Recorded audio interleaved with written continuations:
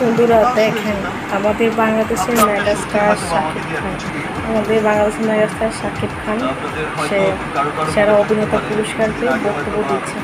আসলে সত্যি কথা এটাই যে অনেকে ওনাকে নিয়ে অনেক ট্রল করছে, অনেক হ্যারাস করছে, ওনার বিয়ে, তারপরে ওনার একের পর এক সব সিনেমা এসব নিয়ে অনেকে অনেক কথা বলছে। কিন্তু শাকিব খান যে বাংলাদেশের একমাত্র সুপারস্টার, একমাত্র মেগাস্টার, শাহরুখ খানের মতন the last superstar of Shakib Khan, এটা সে প্রুভ করে দিছে। তুফান সিনেমা, বরবাদ সিনেমা, প্রিয়তমার মতন হিট, ব্লকবাস্টার হিট সিনেমা দিয়ে সে প্রুভ করে দিছে। আমরা শাকিবের থেকে আরও ভালো সিনেমা আশা করি। এই ঈদে তাণ্ডব নিয়ে আসতেছে, তার থেকে আরও বেশি ধামাকা।